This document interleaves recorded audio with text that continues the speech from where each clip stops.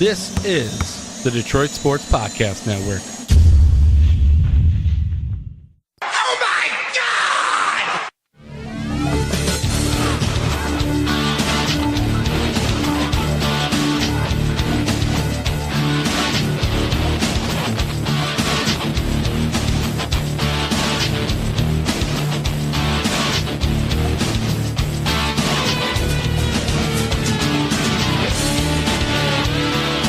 Welcome, everybody, to the DocNJock Wrestling Podcast. This is episode 70. On today's show, we give you a little insight into what's going on with Jay White. He's the new IWGP champion over in New Japan. A Perfect 10 asks for his release from WWE. We've got the inside scoop on what's going on there.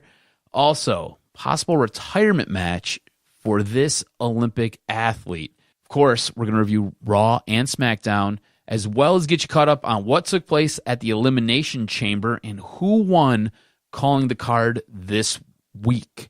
Doing the show with me, as always, he's the one, he's the only. I can't wait to hear what music he comes into. He is the Doc, John Macaroon. What's up, cuz?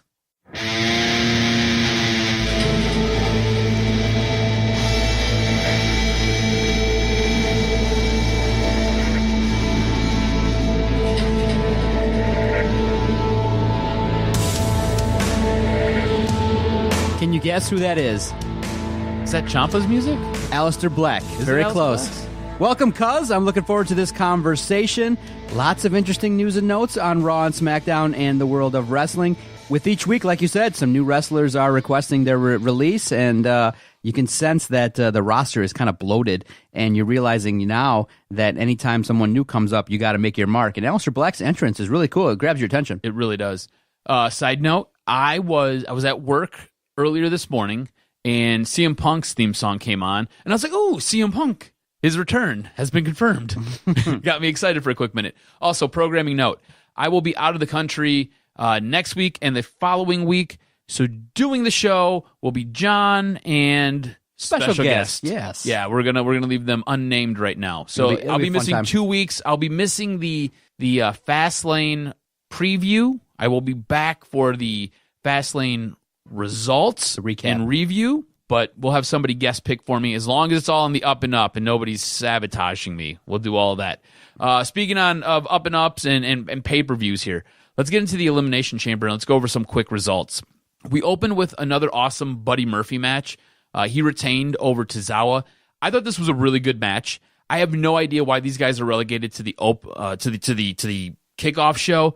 And on top of all that, you cut backstage during their match to show this New Day vignette while this match is going on. Total disrespect for these guys. I just don't understand it. These guys need to be moved up the card. There are other guys and other matches you could have put in this spot, yet you choose not to. 100%. That's one thing I think that could be improved in the production value is stop going away to vignettes during matches. I mean, people do pay attention to the pre-show, and guys like Buddy Murphy and Tozawa are putting together quality matches. Let's feature them a little bit more, and they're just not doing it. This was probably the second best match on this entire card, yes, and they don't get the respect they deserve. Sasha Banks started the match. Sasha Banks and Bayley started the match against Mandy Rose and Sonya, and much to my surprise, these were the last two teams in the Elimination Chamber. Now, they were fighting for the new WWE Women's Tag Team belts. In the end, Sasha forces a tap out and eliminates Mandy and Sonya. Thus, your new WWE Women's Tag Team Champions are Sasha and Bayley. I thought this was the right call. I thought this was the right move. These two women have been in it since day one. They've been underutilized on Raw. They have been underutilized just basically since they've been called up from NXT. I think this is the right move. And it was a great way to kick off the show. The Elimination Chamber was, wow. It was great to see. You know, these women went all out, and at least, okay, I picked Tamina and Nia Jax to win. I thought that they would go heel here, but they didn't. And if it wasn't going to be them, Sasha and Bayley, no problem at all. You can move forward with them in great storylines going ahead. And they needed a title. And I do kind of find it funny, though, that they keep calling them the first women's tag team champs when they've done it before. They have done it a long time ago. They have had it. It's like, okay. It's so weird. Do you think that now people forgot about it? WWE rewrites their history all the time. But whatever. It was a good match. Quality stuff. Originally, when I was writing notes out, I was like, the first of it, I was like, nope, backspace. They are not the first. They are not the first. The Usos ended up defeating Shane McMahon and The Miz as Jimmy rolls up The Miz after hitting the skull-crushing finale. He performed a lazy cover, and that kind of got him in trouble. That's why he suffered the pin. I'm not sure about you. A little surprised that the Usos won, especially coming off of a week where I believe it was Jimmy tried to fight some Detroit police officers. That was a great story, huh? After being loaded. I think Jimmy and Jay both have a drinking problem because they have both been in numerous issues. I think wrestlers in general sometimes have drinking problems because it's like you're in a carnival and it just sometimes it's really tough. It's the best way to describe it. Yeah, you're traveling all over the world and, one day you're in Cleveland, next day in Toledo, and you basically got to wrestle 6 days a week, and it's just, it can grind on you. And two, when people talk about stories, when you have these wrestlers go out on the road or they're on radio shows or podcasts, what do they talk about? Legendary drinking tales. Yeah. Going from town to town and things like that. It's kind of one thing that's been passed on. Now, I can get it. I can understand having fun, but you got to keep it under control, and you can't be doing that stuff. Dude, you don't get out of a car, take off your shirt, square up to fight a police officer, and him be like, I will tase your ass. And you're like, yeah, probably not a good idea. See, I picked them to win, the Usos, but I just kind of felt like it would be as a result of Shane McMahon and The Miz breaking up. But unfortunately, that's not the case. But I think giving the Usos the belt is fine. They're worthy. They're great. They got a great gimmick. I like their music when they come out. I think they're awesome. I just think that they got issues. But I don't think sometimes we all think that they should get punished. But in the end, that was part of the plan. I think this was pre-written, and it just carried out as to what they wanted to do with the Usos. Do you think this loss is going to be one of the foundational pieces for what does break up Shane and The Miz? I hope so, because for me personally, while it's great to see Shane McMahon climb to the top and destroy people, jumping off. He was so blown up in that match. Exactly. I just don't want to see him. He's not a superstar. No. I'd rather see Rusev on a card. I'd rather see others involved in the mix, the B team, others like the Revival. I'd rather see other people involved in these matches, and you're giving time to the McMahon family again. It's funny that you say Rusev. I think Rusev and The Miz would be a great tag team. Yeah. I think they'd be awesome to watch. Exactly. I think it'd be great. Finn Balor ends up outlasting both Bobby Lashley and Leo Rush to win the Intercontinental Championship. Now, this is his first belt since he lost the WWE Universal Championship back when I think he had it for just one day, had it for less than 24 hours, had to relinquish it because he tore his labrum in his shoulder. Now, towards the end of this match, Rush tags himself in as Lashley's going for his finisher. And this is the whole thing that led to Bobby Lashley losing his belt. At the very, very end of the match, Lashley obliterates Rush. Now, going into Monday Night Raw, I thought this was the end of this relationship. Apparently, it was not. We'll discuss that when we get to Monday Night Raw. But congrats for Finn for pulling a great win. Well-deserved, I think, going into WrestleMania. Finn Balor with a title, having a match at WrestleMania will be awesome. Absolutely. Now, this is probably one of the bigger highlights of the evening, right? We had a lot of really good matches in this show. Overall, I think it was a very good pay-per-view. Ronda Rousey taps out Ruby Riott. This happens rather quickly. The whole time Charlotte's looking on from the sideline. Charlotte gets into the ring with Rousey, and they start jawing with each other, going back and forth. Enter Becky Lynch, who comes hobbling in on crutches. So the man limps into the ringside area on her crutches. She then joins the two in the ring as the crowd just explodes with Becky chants. Lynch then takes out her frustration on Charlotte Flair and beats the shit out of her with her crutch. Just works her over. The whole time, Ronda Rousey is just watching mouth agape, just like, what the hell's going on? In the end, Ronda grabs a crutch and is getting ready to go work over Charlotte Flair. This is when Becky blasts her in the back, and the man continues to unload on both of them until she's escorted out of the arena. Now, if you watch this take place, there were some absolutely brutal shots. Ronda got hit in the head with the crutch. You could see the crutch bend around her skull. You could see it with Charlotte, where she put up her arm to block the crutch, and the crutch just forms around her arm, and you could just see the bruises up and down her arm and on her shoulder. There was quite a bit of real blood, like not them cutting themselves or blading. It was legit from getting hit with these crutch shots. So Becky really fucked them up. Yeah. Really fucked them up. I thought this was awesome. It was great.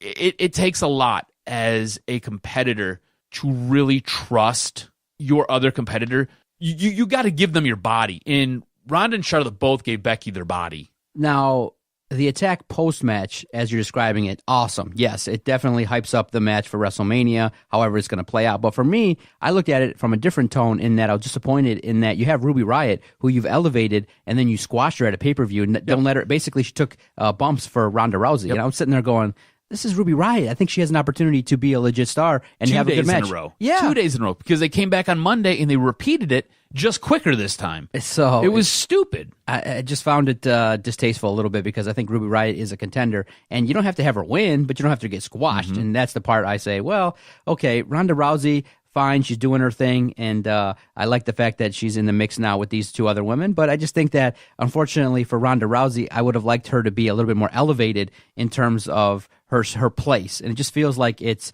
Becky Lynch, Charlotte Flair, and then Ronda Rousey in the mix, and it shouldn't be that way with where Ronda Rousey is, and it's because of the fact she can't do a promo, and she has botches in her matches. Unfortunately, her matches are great, they're aggressive. It's interesting because she's a newbie, but at this point in time, you don't judge her against herself, you judge her against the best, and her compared to Charlotte Flair, wrestling-wise, is no comparison. Absolutely. And going back to Ruby Riott, Ruby Riott's one of those performers, one of those superstars where if you had a secondary women's title, she legitimately could deserves hold something. that. Yeah, exactly. Like, she is good enough. She's great in the ring. She cuts an awesome promo. She's got an awesome look, and yet she's fodder for Ronda. Frustrating if you're a fan of Ruby Riott. Baron Corbin, with the help of Drew McIntyre and Bobby Lashley, crushed Braun Strowman in a no DQ match. Pretty much what it was. Daniel Bryan outlasts AJ Styles, Randy Orton, Kofi Kingston, Samoa Joe, and Jeff Hardy to retain his belt. He did all of this when he delivered a running knee to the final competitor, who was Kofi Kingston. This was an awesome match. Again, elevating Kofi, helping push Kofi up even more. Daniel Bryan hits the running knee, pins Kofi, game over, match over. This was awesome. This is what you were talking about, where you elevate a superstar. They don't have to win, but you elevate a superstar. And the crowd loved Kofi. Yes. They were cheering throughout the entire match, Kofi, Kofi. And there were times where you could entertain the notion that, wow, Kofi could win this thing. It was amazing to see. And he went all out, jumped off the glass there. It was sweet. He did a great job. He was awesome. Like you were saying, guy doesn't have to win. But this right here, this is great because this sets up a storyline now for Fastlane. Originally, Daniel Bryan had no idea what direction he was going in with his character. He had no idea who he was going to face. This all started because of the fans. It was give Kofi a chance. It was Kofi Mania. It was like all these hashtags on Twitter. And the crowd's reaction to Kofi Kingston is why he is now challenging Daniel Bryan for the WWE Championship at Fastlane. I think this is awesome. I think it's a great story. This is a guy who has busted his ass for 11 years. Finally getting an opportunity. Exactly. Unfortunately, he's not going to win, but I don't see any scenario in which he wins the match, but he can have a great match and tell a great story. And he's done a phenomenal job. All right, calling the card. I've got 4 out of 6 predictions right. We did not do the Buddy Murphy match because that was added later. We both would have picked Buddy Murphy anyway. Yes. So. While you ended up getting 50% right. You got 3 correct. So I'll take the point. I increase my lead to 9 to 7.5 right now. All right, let's move into Raw.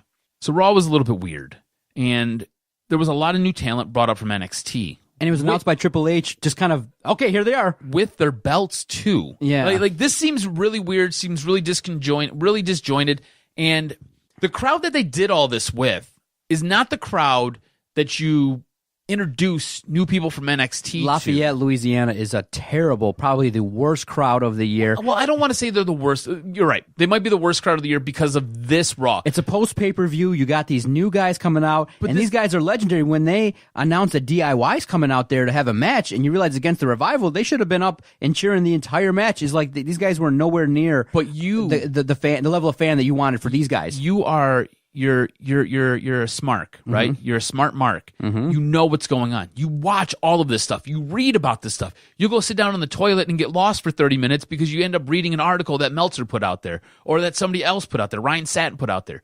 You're a smart mark. That fan base in Lafayette, Louisiana, they're there to see guys that you see regularly. Finn Balor. Right. If you watched who they pop for, it was the guys that they're already invested in those storylines because they show up every single week. Now, when Aleister Black comes out, or Johnny Gargano, or Tommaso Ciampa, whoever, Ricochet comes out, we're like, oh, hell yeah, this is going to be awesome, right? Because we know what they can do because we've seen them on NXT. That was the wrong crowd to introduce these guys to. That it was what this was we need bodies. We need bodies, and our ratings are bad. Our ratings are so bad. We need to push people. We need to bring up some NXT guys and get them on TV. We need to boost our ratings by any means necessary. Right or wrong move? Wrong move. Absolutely wrong move. Tell me why these new guys from NXT are getting to go out there and have matches when you've got guys. You said you were calling up EC3. Where has he been? What has Heavy Machinery been doing besides dancing around at the top of the stage? Where are all these other teams? Lars Sullivan, I know he's having a mental breakdown somewhere, but what the hell? Like, where are these guys that you brought up roughly a month ago that haven't seen the inside of the ring?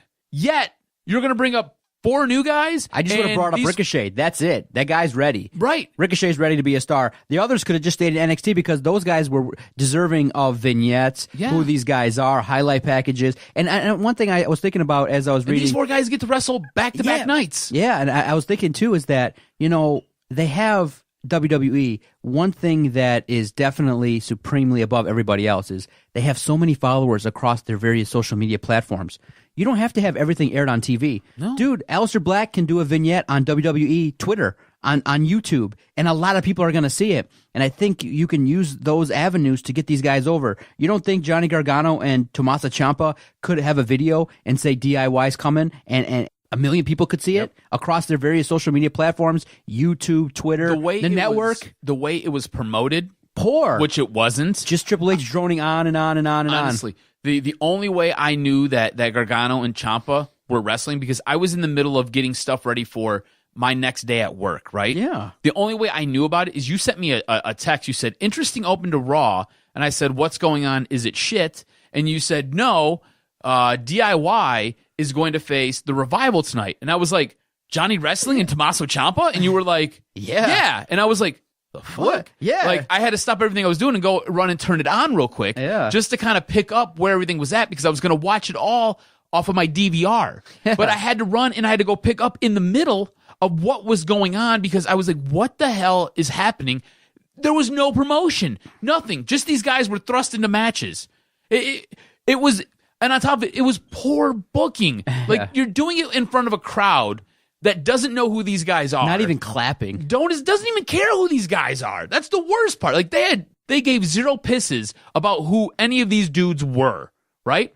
And these guys, you and I both know, all 4 of these guys are freaking awesome. Yet that crowd had no clue who they were.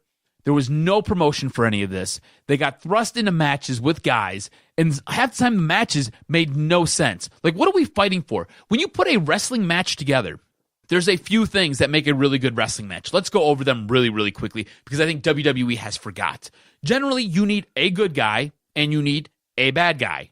That's how this works, okay? You then have to be fighting for something or over something. Okay? Generally, the good guy will feel disrespected by the bad guy, or the bad guy will have a championship, and the good guy wants it. Okay, that's generally how this works. There's a reason for this conflict. Not, oh, hey, I showed up on Raw tonight, and I'm going to get paired with Finn Balor, and me and Finn Balor are going to go take on Bobby Lashley and Lio Rush. Yeah, the same Lio Rush that Bobby Lashley just obliterated the night before. Please explain to me why these two are a tag team tonight, and then Balor and Ricochet, how they're just buddies. Now, mind you, they did a great job wrestling together. They played off each other incredibly well. I think they're both pros. That's why. But none of it makes sense. That there's no reason for Ricochet to even care about Bobby Lashley or Lio Rush or what the hell Finn Balor's got going on. It doesn't make any sense. Now, DIY, okay, fresh off their NXT call-up to the main roster, they're going to take on the Revival. Now, here's the deal. If you were smart and you did your job and you produced something to show some of the epic matches these two teams had in NXT, it all makes sense. And then you give that as your promo to the lead up to this match, it makes sense. That makes sense. You get it. You're like, okay, cool. These guys have a history where they hated each other in NXT. Now these guys are here. They're going to go to it.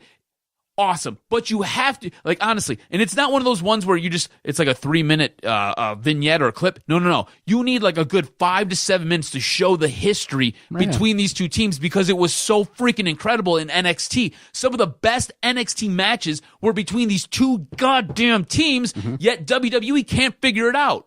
Now, Aleister Black, who the hell's Aleister Black? Who? Does anybody know who Aleister Black is? Unless you watch NXT, you don't know. Unless you pay attention to all the other stuff that goes on with wrestling, you have no idea who Aleister Black is. Why is he fighting Elias? Exactly. Why? They're kind of similar, and they've had battles in NXT. But why? They know each other. They're familiar. Okay, so like, hey, cool. You like Phil, your buddy Phil, right? I know Phil. Okay, I've met Phil like 3 times. Never really hung out with Phil, but I know of Phil. Okay. Does that make for a compelling reason for me to go fight Phil? Because I know he exists. Well, exactly. It doesn't. What we're trying to say is, besides Ricochet, because Balor and Ricochet defeated Lashley and Rush, you have DIY defeat the Revival, who are the tag champs, which lowers them. Yes. And then you have Aleister Black going over on Elias, which you realize, okay, I think the thing that, from the perspective of the guys that are already on the roster, why are you putting over guys from NXT so fast? Yeah. It's unfortunate in that Where the hell is EC3? Why can't he get a match? Exactly. Like, you got these guys coming up. No, look, nothing against any of these guys, because I think they're all incredible. I think they're all freaking awesome, okay? Where are the guys that you promised us months ago? What's the one chick who does absolutely nothing, but she comes out and interrupts everybody's matches? Lacey Evans. Yes, her. Thank you. She's now going to be a manager, maybe? Exactly. What is she doing? Exactly. Nobody knows. She was in the Women's Royal Rumble. She did a very good job. I thought she competed very well. A couple botches, but it's what it is. No big deal. Nobody's perfect in those matches anyways. All right? Why isn't she wrestling? You have a very thin roster for the women. Why isn't she wrestling? You can give the women 1 match per hour if you really wanted to. There's nothing that says they only get 1 match a night. You can give them 2 matches every single episode of Raw and every single episode of SmackDown. It's okay. They generally do a good enough job. They're not horrible. They're actually really, really good. Sometimes your women are better than some of your men that you promote and you push. Raw felt weird. Raw was different. It felt like it was just very rushed. It felt like it was a try to get a ratings boost, and it fell flat. Very flat. Desperate. It seemed desperate, and it wasn't done right, and at the expense of guys on the roster, because how do teams like the B team or, other tag teams don't get time on WWE? And look, you got Kurt Hawkins, you got Zack Ryder. They need to push. Yeah. I just think that the way that they're underutilized, I just see more people requesting their release. They can't be that happy. Yeah. And exactly, you don't have EC3 on the show. Okay. When you have them on 2 weeks and then one week off is weird. Look, let me ask you this, okay? I'm a huge EC3 fan, so I'm a little bit biased here. Yeah, but does the guy not have the look? Yeah, in terms of character development? Does he not look like he's built like a freaking superhero? Yeah, he's got a good look. Is the guy not great on the stick? I wouldn't know that based on what they've showed us. Right. Here's the thing. He's awesome with a promo. You guys get a chance, go look up anything he did when he was in Impact. Exactly. It was freaking amazing. He never gets flustered. He never flubs the line. And if he does flub a line, he just rolls right on with it and you don't even know. Exactly. He is awesome. His in-ring work. So if we're going to make John Cena's in-ring work, what do you want to make? You want to make it average? Yeah. Make it middle of the road? He is better than John Cena in-ring, okay? The guy has moves. The guy can work around a ring. He can do stuff. He's not Seth Rollins. Very few guys in WWE are Seth Rollins, okay? But he's not horrible. He's not a guy who's going to bring down a match or make it less than what it is. Pick your worst wrestler. He's not that guy. Pick the guy who you do not like to watch. He's not that guy. He's got the look. He's got the build. He's got the charisma. Let the guy go out there and work. It just doesn't make sense. Why is he in the back doing vignettes with Dana Brooke? Like, Dana Brooke could go on a milk cart and nobody cares to find her. There could be $100 billion reward. Nobody gives a shit. It makes no sense the way they book some of these guys. It felt very rushed and horrible. Now, SmackDown, on the other hand, it seemed like a more conducive show. It seemed like it had a little bit of a flow to it. Like, they thought some things out. They're like, oh, cool, we screwed up Raw. Let's not screw up SmackDown, is really what it felt like. Your first match of the night was pretty solid. It was Aleister Black. He ended up beating up Andrade. Now, these two have a history in NXT. Aleister Black took the NXT championship off of Andrade before Andrade came up to the main roster.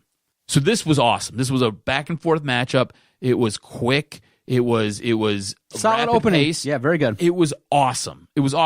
And Aleister Black caught Andrade with a black mass out of nowhere, which is his finish. He just kicked him right in the face.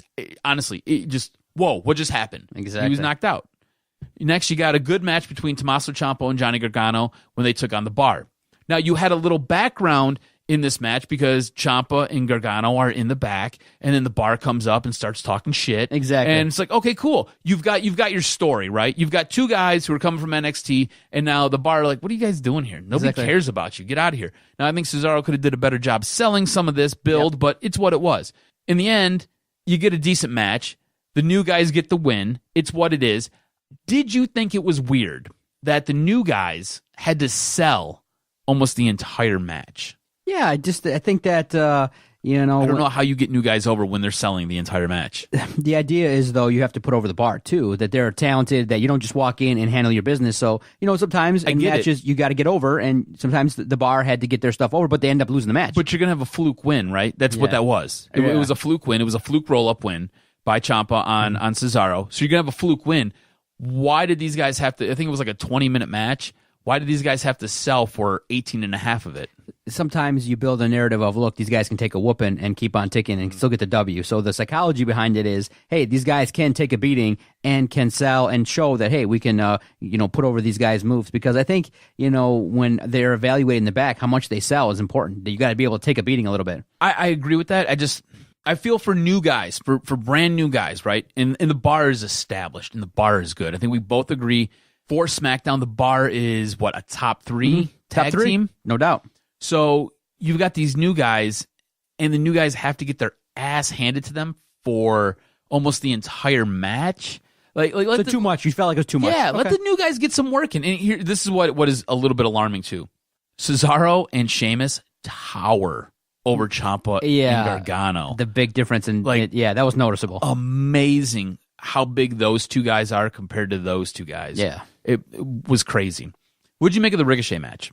Highlight of the week, man. I like it? I like Ricochet. I like his, because I didn't really know much about him. I definitely watched the halftime heat show, and then you saw the highlight packages because they did highlight Ricochet a little bit on Raw, and they showed some of his moves and what he's capable of doing. I like Ricochet. I think he's action pace, good change of pace, and I think he's got the charisma similar to Finn Balor, and he's just a high flyer. He brings something different to the table, and I think he should be highlighted. He is what you would call an indie darling, playing on the main stage right now. He's doing well. The Ricochet is awesome. Now, for his match against Eric Young, this was my piss break. This was my brush my teeth. This was my get ready for bed match. Yeah. And I don't know why. I think it had something to do with it being Eric Young. Yeah. And here's the thing. I like Eric Young. I think Eric Young is talented. I think he's underutilized in WWE. I've seen a lot of Eric Young's early work. I've seen a lot of Eric Young's later work when he was in Impact. I've seen all of Eric Young's work in WWE. It's been unimpressive. Very unimpressive. So I think maybe this was an opponent. I know of Ricochet. I know what Ricochet does. I've watched a lot of Ricochet matches. For me, I was like, not really invested here. Right. And I don't know, again, the only thing I can point to is it was Eric Young. Right. And I feel bad about that, but that's what it was. Kofi Mania is very, very real. It's a very, very real thing. He's now over. He's so over right now. You better take advantage of it. He ended up winning the 6-man tag match. That was the main event. Kofi ended up pinning Daniel Bryan. So now, like we'd mentioned before, he's going to get his shot at Fastlane for the WWE title. I think it's the right move. I think it's the absolute right move. And when we get to news and notes, I'm going to give you a little insight of what's going on here and why. Overall, I think SmackDown was the better show. By far. Okay, we agree. So 46 to 27.5 and a no credit. Overall, I love the no credit. So SmackDown dominates yet again. Match of the week. Couple really good ones this week. As bad as Raw was and as bad as Raw was put together, the DIY versus the Revival match was very, very good. As well as on SmackDown, you had the Aleister Black versus Andrade match. Both very, very good. For me, it's one of those two matches. You can pick which one you want to watch. I don't think you'll be disappointed. I think they were both excellent. News and notes? Would you like some? Hit me with this week's professional wrestling news and notes. What you got? Okay, so it's believed that Kofi Kingston is getting the Mustafa Ali treatment, which means Ali was destined for a huge push before his injury. This is weird because you have a guy who was getting set to really get that rocket strapped to his back. Couple bad mistimed injuries. He's now sidelined. Kofi picks up the ball, runs with it, and he's running super hard with it right now. Luck factor, baby. Yeah, this is nuts. Right now, it's not believed that Daniel Bryan has a match for WrestleMania 35, which is weird. It's believed that Kofi and Daniel are going to take place at Fastlane. It's believed that this will carry over to WrestleMania. So you're going to get an extended storyline with Kofi and Daniel Bryan. And this is a perfect example of a guy being given an opportunity, taking the ball and running with it. Yep. As Vince likes to say, grabbing that brass ring. It's actually really, really awesome. It's very compelling. You almost feel bad for Mustafa Ali at this point because he was set for big things. Hopefully when he comes back, he can get back on the saddle and he can get that rocket strapped to his back. WWE is considering a retirement match at WrestleMania 35 for Kurt Angle. This comes from SE Scoops. They're generally pretty reliable when it comes to different news and reports and rumors. Lana and Rusev are now on YouTube. They're YouTube stars as they have started making videos for the largest video database, so you guys can go check those out if you're interested. According to Wrestling Inc., WWE is reportedly pitched an invasion angle to the Young Bucks. So when the Young Bucks contract was coming up with New Japan, they were debating whether or not they're going to go with AEW, which we all know they were, or they were going to go to WWE, and WWE was like, here's truckloads of money. Come over here. The report is it was going to be an invasion angle similar to NWO taking over WCW, which I think would have been interesting. I don't know how it would have worked, though. I don't know if that would actually work. They probably would have lost DIY week 3. Yeah. 50-50 booking for everybody. So the hottest news over the weekend, and me and you were going back and forth on texting over all this. Corey Graves, who's getting a divorce from his wife, it's being reported that he cheated on her with Carmella, and that's the reason for the breakup. His wife took to Facebook and Instagram to post the details of this. And I believe since then the post has been pulled down as of Saturday night. In the Elimination Chamber, when Carmella got into the match, everybody started chanting Corey Graves. So it's out there. Everybody knows. I guess good for Corey. I mean, way to screw your family up. He's got like 4 kids with this woman who sacrificed. Now, Corey took some heat because his ex was posting. But now, similar to situations where we got to wait until all the news comes out, it was reported that they have been separated for 6 months before this started happening. But, the wife is very disgruntled and she's unhappy, and she shared text messages in which, Corey was sending things like, hey, take this stuff down, or WWE's going to sue.